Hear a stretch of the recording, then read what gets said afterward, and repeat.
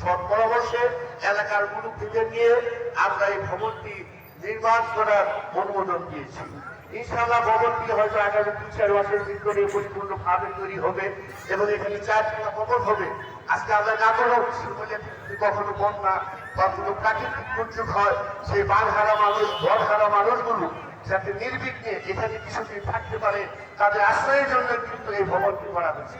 তো ইনশাআল্লাহ আমরা ভ্রমণ করতে চাই, যাদের মনে অনেক সময় অনেক কষ্ট দিয়েছি, অনেক কথাবার্তা বলেছি, কখনো মনে হয় জানতে যদি আপনাদের মনে কখনো কষ্ট হয়ে থাকে, কষ্ট পেয়ে থাকে, আপনারা নিজ গুণে ক্ষমা করে দিবেন।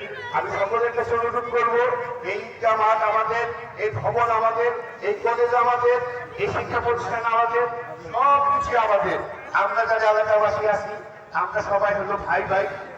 আমরা মিলেমিশে এলাকার স্বার্থে, এলাকার উন্নয়নের জন্য আমরা কাঁধে কাঁধ মিলিয়ে, হাতে হাত মিলিয়ে, ভাই হিসেবে, বন্ধু হিসেবে আমরা কাজ করব।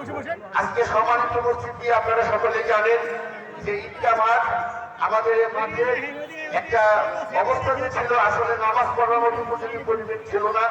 আমাদের কমিটির কিছু লোক যারা অক্লান্ত পরিশ্রম করে বিগত 10টা দিন যাবৎ, তাদের নাম না বললে আমার নিজের কাছে অপরাধী মনে হবে।